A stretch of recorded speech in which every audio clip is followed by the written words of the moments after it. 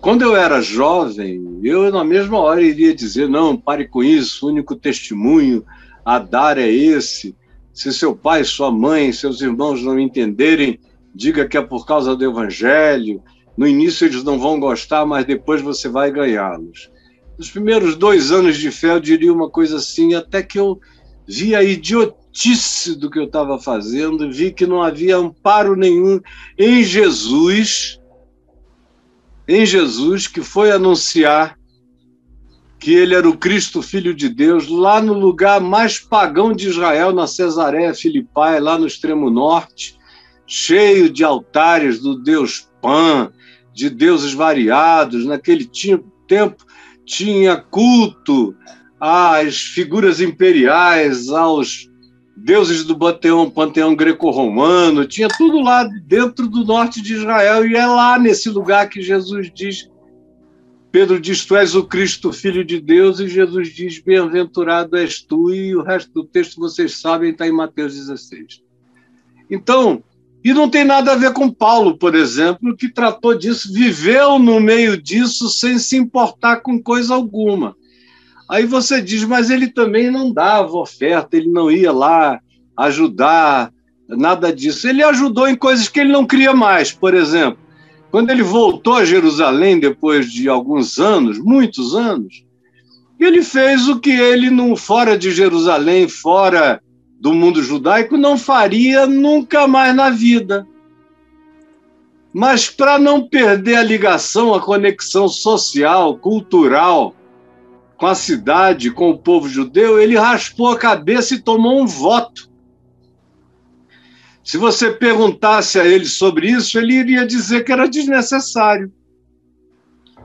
Mas que ele estava fazendo aquilo para diminuir o choque cultural. Porque para ele, raspar ou não raspar era bobagem, mas para os outros tinha um significado muito grande. Como eu vejo gente aqui que vem, se converte ao evangelho, e aí me diz, Caio, eu estou apaixonado por Jesus, mas se eu parar de demonstrar carinho por Maria, eu vou perder a minha mãe, meu pai, minha família inteira. Eu digo, mas por que você tem que perder o carinho por Maria? Eu tenho o maior carinho por Maria. Carinho mesmo. Acho que ela foi um ser humano extraordinário. Não porque foi escolhida para ser a mãe de Jesus, o que não era mérito, ela entendeu como graça, como favor imerecido. É isso que ela diz lá em Lucas. Graça, favor imerecido. Mas ela se mostrou uma mulher extraordinária por todo o tranco que ela aguentou, de ser mal interpretada. Ou você pensa que José ter casado com ela resolveu todos os problemas para sempre? Tem sempre gente ruim que diz, eu não vi, não sei não, eu estava contando os prazos, as semanas, não sei. Tem gente ruim em todo lugar, tem boca maldosa e perversa em todo canto. Mas ela foi protegida pelo marido que casou com ela então, José, e ela mesmo teve que endurecer, teve que guardar no silêncio do coração as coisas que ela sabia e via, e teve que silenciar sobre muita coisa que ela sabia, muita coisa. E participou de um monte de coisas como favor, como algo que fazia parte da continuidade histórica da família. Então, sinceramente, eu digo a você o que eu digo a todo mundo que chega com esse dilema, não precisa fazer essas rupturas. Vá lá, manifeste o seu carinho, como você manifesta por Martin Luther King, como você, se estivesse assistindo a uma celebração de São Patrick na Irlanda do Norte, você marcharia lá, todo de verde e tudo mais. São Patrick foi um evangelista da pesada, a maioria das pessoas não conhece a história dele. Um grande evangelista, agora se tornou um personagem católico, porque ele era católico, e um profundo evangelista segundo o Evangelho de Jesus. Então, Qual é o problema? Se você vai a algum lugar e você vai a Uberaba e chega lá, todo mundo tem aquele respeito, venerando pelo Chico Xavier. Você vai lá o quê? Gritar na praça? Outra coisa diferente? Só se você odiar as pessoas e quiser afastá-las de Deus. Do contrário, você respeita o que elas sentiram. É muito mais emocional e afetivo e cultural do que qualquer outra coisa, na maioria das vezes. Como no teu caso aí em Brumadinho, é totalmente cultural. É a quermesse, é o bolo, é a tapioca, é o pé de moleque, enfim, é uma quantidade enorme de coisas. Quando eu era menino, a minha avó protestante me proibia de ir.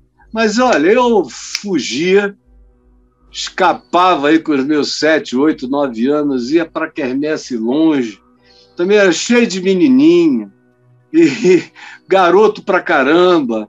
Sinceramente, eu ia para a quermesse, e quando ela ia reclamar com meu pai, que era católico, ex-católico, agnóstico agora, antes de se converter, eu dizia, pelo amor de Deus, você não sabe diferenciar uma festa cultural de um culto? Não vê que esse menino não tem ainda cabeça nem para pensar em culto, só em festa? Como você, esses anos todos, eu duvido que você tenha ido para essa festa que já tem 200 anos aí em Brumadinho, cheio de devoção. Ai, meu Deus, a Virgem, Mãe de Deus, Nossa Senhora, me ouve. Você nunca foi, você sempre foi como menino, como adolescente e como jovem. Você sempre foi, serviu, gostou de ver as pessoas felizes, abraçou os amigos, é uma hora de encontrar todo mundo. E o evangelho não precisa que você seja mal-humorado, casmurro, persecutório, maligno, intransigente, para ter algum lugar em algum espaço, em qualquer comunidade. Ao contrário, se ele tiver que ter um espaço para dentro de alguma coisa, é através do seu amor, da sua reverência, do seu respeito, do seu cuidado com as convicções dos outros, porque são convicções que, essas sim, são convicções de natureza estrutural, tem a ver com a cultura, e ninguém desaprende isso da noite para o dia.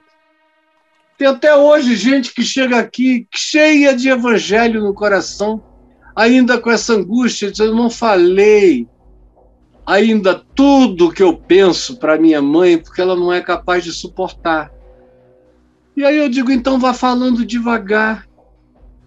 Eu vi meu pai, com toda boa intenção, depois que se tornou um cristão, tentar evangelizar a mãe dele, catolicíssima, e já de 80 e tantos anos, tentar evangelizá-la assim no osso. E eu vi o que aconteceu, ela era louca pelo meu pai. Mas a velhinha perdeu a paciência e o juízo. E amaldiçoou meu pai por ele estar fazendo aquilo contra as crenças herdadas. E bateu. Eu fiquei com muita pena dele. Eu estava aí na vida, no mundo, na loucura e tudo mais, mas eu ouvi e dei razão para ela. Falei, ele está dizendo a verdade, mas ela tem razão, porque ele não teve nenhuma sensibilidade. Os anos tiveram que passar para ele aprender a conviver com aquela diferença, e aí, naturalmente, devagar, ela foi crendo, até que disse, meu filho, eu creio e eu quero orar invocando Jesus como meu Senhor e Salvador. Nem precisaria, porque Jesus já era o Senhor e o Salvador dela, mas era para a satisfação psicológica e emocional dela. E serviu bastante para o meu pai também. Então, fique em paz, cara. Se você é de Jesus, continue me ouvindo, cresça no Evangelho, mas comece não fanático, já comece lúcido. E continue me ouvindo, me vendo, que o que você vai aprender de mim é raiz no Evangelho, sublimidade celestial e amor horizontal por todos os homens e sabedoria na relação com o que cada um já alcançou, pode alcançar, pode receber, e com a hora da aplicação da sabedoria, que é mais importante do que o que você diz, porque a coisa certa dita na hora errada não produz efeito algum. Tá bom, querido?